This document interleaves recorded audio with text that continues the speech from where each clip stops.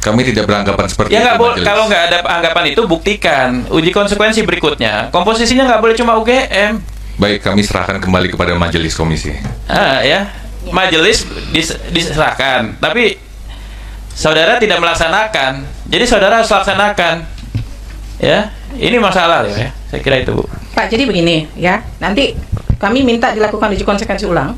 Tapi Bapak tidak spesifik menyebutkan misalnya nih ya, ini kan karena ini menjadi hasil uji konsekuensi dari UGM ya. Maka Bapak tidak menyebutkan misalnya daftar nilai program sarjana dan program sarjana muda Joko Widodo. Enggak, Pak. Bapak harus melakukan uji konsekuensi secara global. Apakah benar daftar nilai program sarjana itu masuk kategori informasi yang dikecualikan untuk siapapun?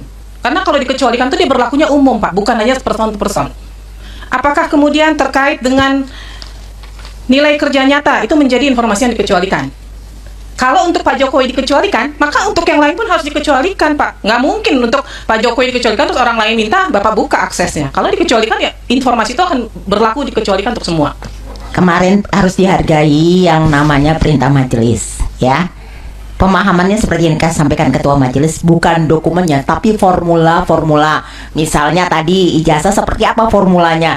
Oh, ada nama, ada data. Jadi tidak dokumennya. Kalau melibatkan pihak lain, itu lebih independen, Pak. Terlepas itu punya siapa, baru dikategorikan lagi. Jadi ketika perintah majelis, kalau Bapak kemarin tidak sepakat, Bapak bahasnya kemarin.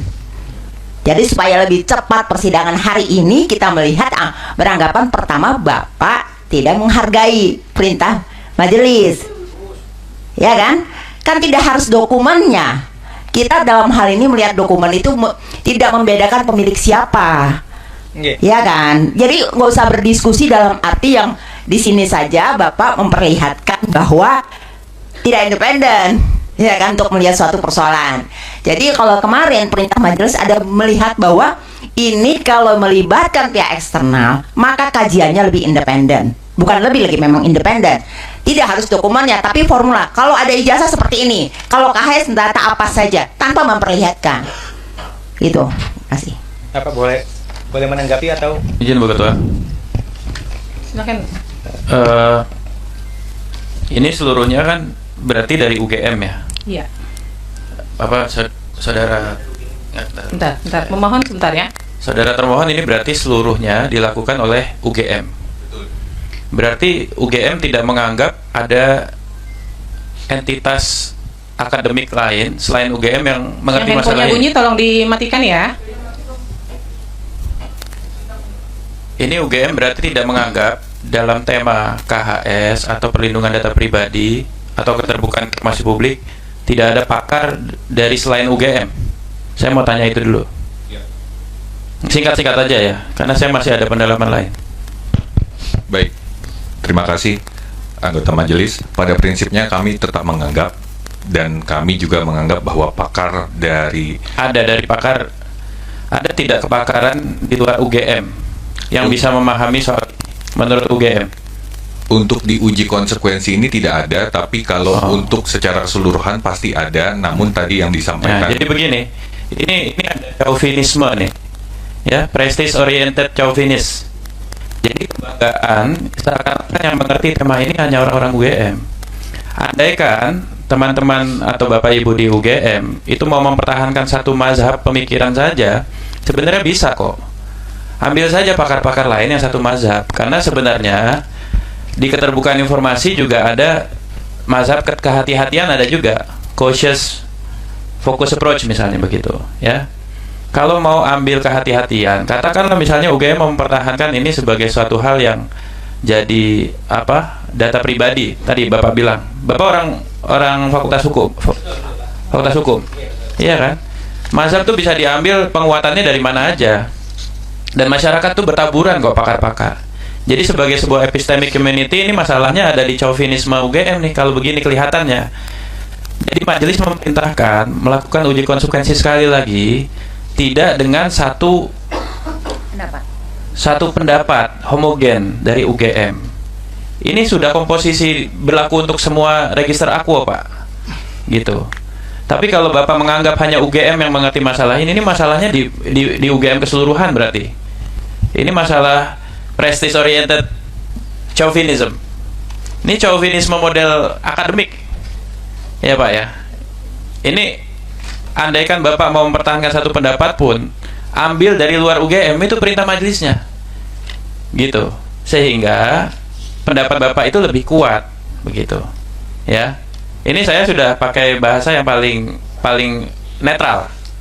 Ya, Bapak mau mempertahankan silakan, tapi komposisinya tidak boleh homogen gitu. Sehingga Bapak tidak dianggap sebagai satu kesatuan korsa, tapi sebagai satu kesatuan pandangan mazhab. Oke, Bapak anggap ini sebagai suatu hal yang harus dikecualikan, nggak apa-apa. Di luar pun banyak pakar-pakar yang bisa membenarkan itu, gitu loh Pak, maksudnya. Dan tadi Ibu Ketua Majelis sudah sampaikan, jangan anggap ini sebagai satu case individu. Perlakuan Bapak terhadap semua pemilik dokumen tertentu, informasi tertentu di UGM begini, begitu loh. Dan itu didukung oleh perspektif apa? Ada tanggapan? Izin majelis menanggapi, kami tidak mempertahankan mazhab, tapi alasan kami tadi adalah kami mematuhi prinsip kehati-hatian kami. Iya, kehati-hatian itu tadi saya sebut salah satu mazhab. Cautious focus approach itu salah satu mazhab. Dan uji konsekuensi memang untuk mempertahankan mazhab. Salah Bapak kalau bilang Bapak nggak mempertahankan mazhab. Kan kebijakan rektorat harus ada. Bapak salah. Tapi dengan mempertahankan mazhab itu caranya nggak boleh begini. Ini homogen banget, nggak boleh. Ini chauvinis. Bapak menganggap tidak ada orang yang ngerti di luar UGM. Kami tidak beranggapan seperti Ya itu. nggak boleh. Majelis. Kalau nggak ada anggapan itu, buktikan. Uji konsekuensi berikutnya. Komposisinya nggak boleh cuma UGM. Baik, kami serahkan kembali kepada majelis komisi. Ya, majelis diserahkan, tapi saudara tidak melaksanakan. Jadi saudara harus laksanakan. Ya, ini masalah loh ya. Saya kira itu, Bu. Pak, jadi begini ya, nanti kami minta dilakukan uji konsekuensi ulang, tapi Bapak tidak spesifik menyebutkan misalnya nih ya, ini kan karena ini menjadi hasil uji konsekuensi dari UGM ya, maka Bapak tidak menyebutkan misalnya daftar nilai program sarjana dan program sarjana muda Joko Widodo. Enggak Pak, Bapak harus melakukan uji konsekuensi secara global. Apakah benar daftar nilai program sarjana itu masuk kategori informasi yang dikecualikan untuk siapapun? Karena kalau dikecualikan itu dia berlakunya umum Pak, bukan hanya person to person. Apakah kemudian terkait dengan nilai kerja nyata itu menjadi informasi yang dikecualikan? Kalau untuk Pak Jokowi dikecualikan, maka untuk yang lain pun harus dikecualikan Pak. Nggak mungkin untuk Pak Jokowi dikecualikan terus orang lain minta Bapak buka aksesnya. Kalau dikecualikan ya informasi itu akan berlaku dikecualikan untuk semua. Kemudian terkait misalnya laporan tugas akhir, skripsi, benar nggak ini dikecualikan? Tidak dikecualikan, dikatakan. Berita acara sidang, dikecualikan. Benar nggak? Untuk semua alumni atau dari UGM, berita acara sidang menjadi informasi yang dikecualikan. Itu harus berlaku sama, Pak. Jadi nggak bisa informasi itu untuk si A terbuka, untuk si B dikecualikan. Nggak bisa. Uji konsekuensi itu berlaku untuk semua. Begitu. Jadi saya nggak mau di sini ada kata-kata surat keputusan yudisium untuk Joko Widodo. Nggak bisa Pak. Ini berarti kalau Bapak sudah menyatakan surat keputusan yudisium dikecualikan, maka untuk semuanya itu menjadi dikecualikan. Nah, Bapak harus melakukan uji konsekuensi, dan di sini Bapak harus menyebutkan nih. Di sini kan nggak disebutkan nih Pak. Bapak menyebutkan, saya kasih contoh ya, mengandung data pribadi. Data pribadi apa Pak yang terkandung di situ? Bapak harus jelaskan di dalam kajiannya. Apakah di situ ada tanggal lahir? Apakah di situ apa yang dikecualikan? Kalau yang dikecualikan ternyata dari satu dokumen ini yang dikecualikan hanya bagian tanggal lahir, hanya bagian mungkin ada alamat dan sebagainya di situ, itu aja yang ditutup. Tidak otomatis informasinya kemudian menjadi dikecualikan semua Pak. Maka di kajian itu harus jelas apa sih di dokumen atau di informasi itu yang dikecualikan. Di KHS nih apa sih Pak yang dikecualikan? Nilai. Selain nilai apa? Nah kan berarti yang nilainya saja yang ditutup. Bahwa bukti seseorang pernah kuliah di semester 1, semester 2, semester 3 itu kan menjadi informasi publik, begitu loh. Ya, jadi itu harus dikaji dengan jelas Pak kajiannya. Apa yang masuk dalam kategori dikecualikan itu apa? Ini kan kalau saya baca saya nggak bisa menemukan nih, hanya dibilang data pribadi. Data pribadi apa yang terkandung di KHS? Itu harus ada Pak. Kalau dibilang menghambat proses penegakan hukum, yang bagaimana begitu? Harus ada jelas kajiannya ya Pak ya. Kemudian di sini Bapak menyebutkan, saya nggak tahu kok Bapak melakukan uji konsekuensi terhadap nilai kerja nyata. Padahal yang diminta di sini laporan kuliah kerja nyata, emang sama ya Pak ya?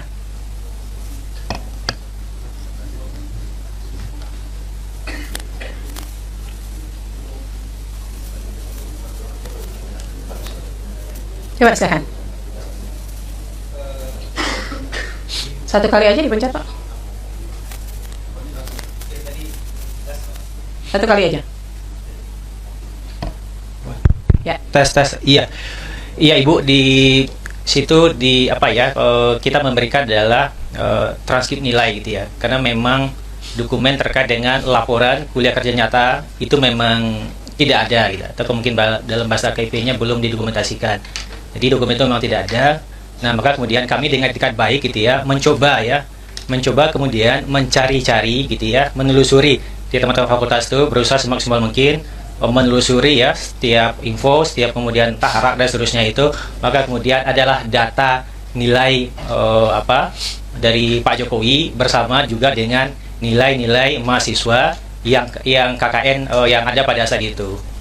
Termasuk juga kayak pemohon memintalah transkrip nilai. Nah, transkrip nilai itu juga tidak ada gitu.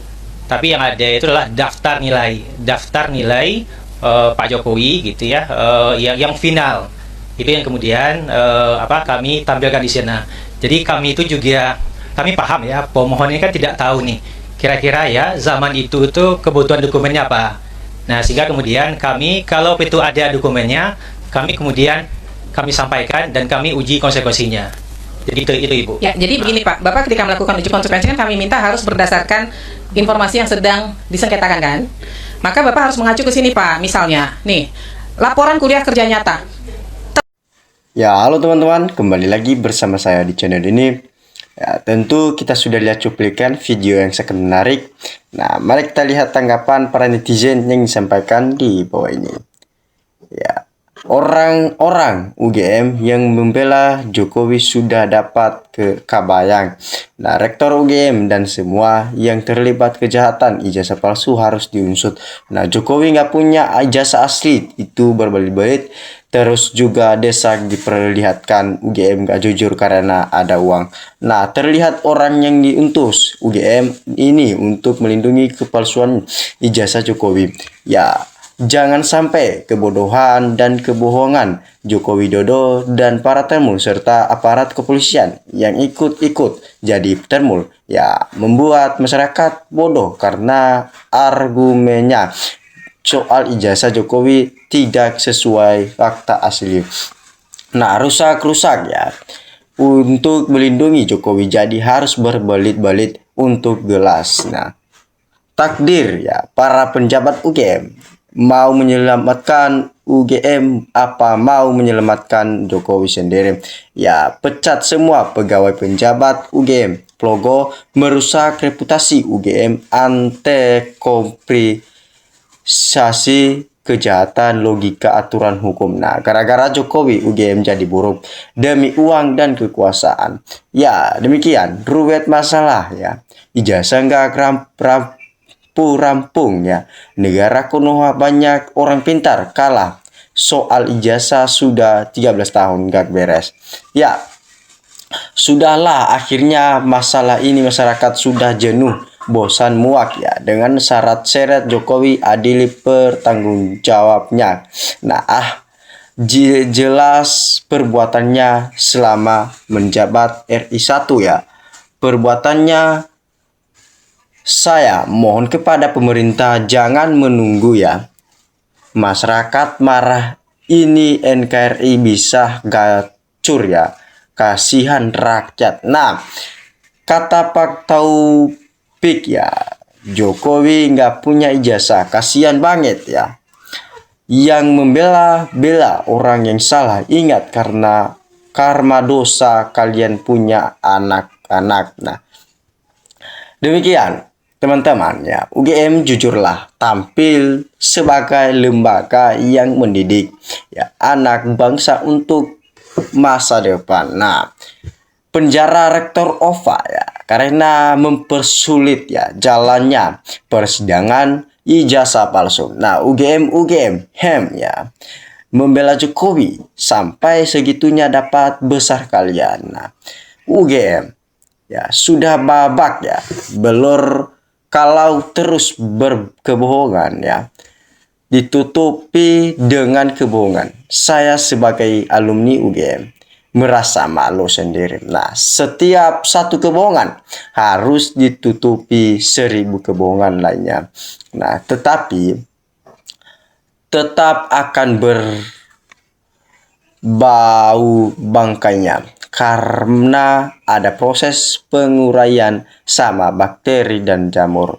Sudahlah jujur saja ya, agar tidak bertambah orang-orang yang jadi berbohong. Nah, demikian sekelas UGM bisa dijadikan termol. Daya rusak Jokowi sangat jelas adil. Nah, sidang pengadilan kok dihubungkan dengan politik. Rusaklah hukum di Indonesia ini.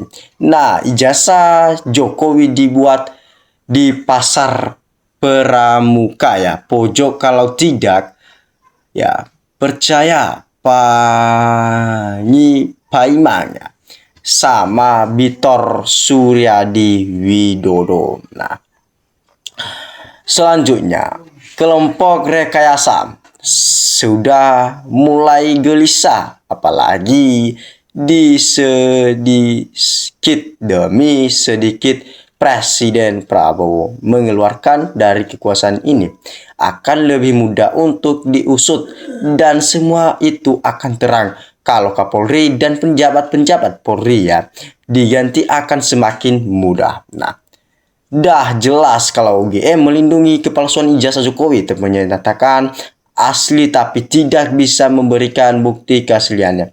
Usut tuntas orang-orangnya yang terlibat. Nah, carut marut penegak hukum Indonesia. Makanya jangan jadi orang miskin, akan susah sendiri. Jadilah penjabat atau mantan penjabat akan dibela mati-matian. Semoga Ibu Hakim selalu sehat dan adil. Nah, UGM termul yang mancel ya, dumeh kasus ya.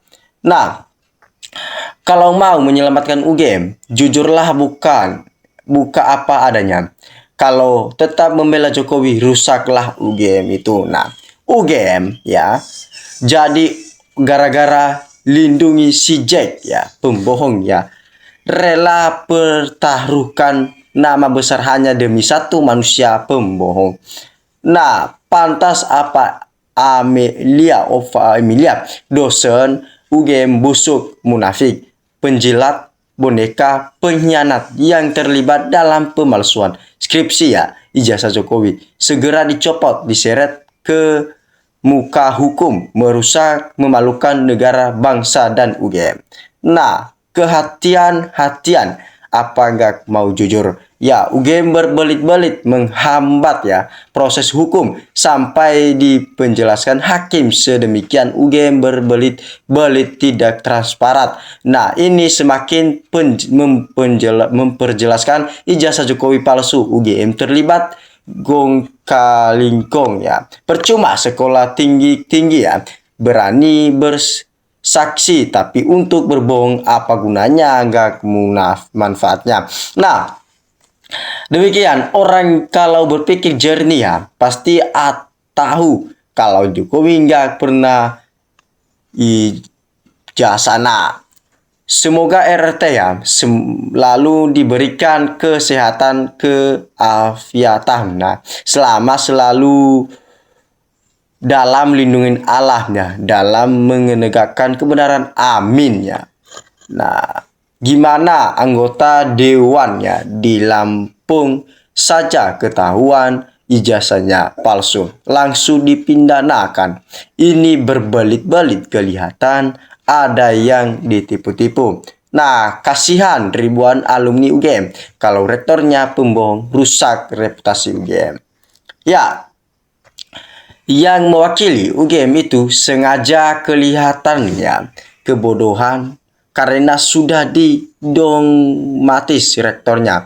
Anda itu mewakili kebijakan untuk suruh alumni dan calon alumni-nya. Jangan main-main terlalu memihak ya seseorang yang namanya Jokowi. Fatal ya, Pak nanti ya. Bapak suatu waktu akan dimarahi alumni yang berikut Kalau Bapak cerdas dan telah dididik sebagai penjabat pasti tahu bahwa kalau pemerintah atasan salah maka harus berani menolak. Jangan mulek ya dan bego mempertahankan mati-matian membela yang gak jujur. Pak ya, kelihatan saudara itu bodoh dan mulek ya.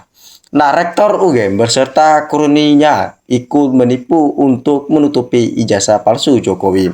Nah, kalau polisinya pamer ya dan sudah menyita sebegitu banyak barang dari info sebagai bahan barang bukti, mestinya polisi sudah tahu persis kalau ijazah itu palsu dan langsung menangkapnya. Ya, sekelas UGM jadi seperti itu hanya gara-gara berbeda oknum yang berpihak pada kekuasaan. Nah, demikian wakil-wakil dari UGM sebagai besar terlihat tidak mewakili universitasnya, tapi mewakili kepentingan Jokowi. Padahal UGM milik publik alumninya. Ya, ini dikatakan juga kalau hati-hatiannya itu apa ini selalu diucapkan untuk mengelak cari-cari alasan yang tidak masuk akal. Ya, pembohong sampai kapanpun tidak akan beres. Saksi yang sudah melupakan kebenaran. Rektor UGM Ova merusak nama baik UGM. Bertaubatlah ya Ova sebelum kena ajab. Nah, UGM Yogyakarta benar dirusak sama rektornya sendiri Ova Emilia gara-gara membela Jokowi S1 kehutanan ya. Tapi para saksi jelas ijazah S1 Jokowi nggak jelas alias palsu. Ya, kalau kau ulut sudah dibugam uang beginilah universitas termaju juga jadi buruk. Busuk tetap busuk pasti tercium meskipun ditutup oleh masker. Nah, kalau semuanya direkayasa dan memang bohong ya, kedoknya akan terbuka sendirinya. Nah, UGM berhasil dirusak Jokowi Jack Mulyono ya.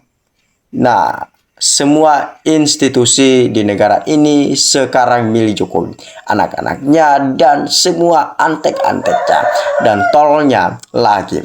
Prabowo tidak punya nyali untuk mengganti semua antek-antek Jokowi.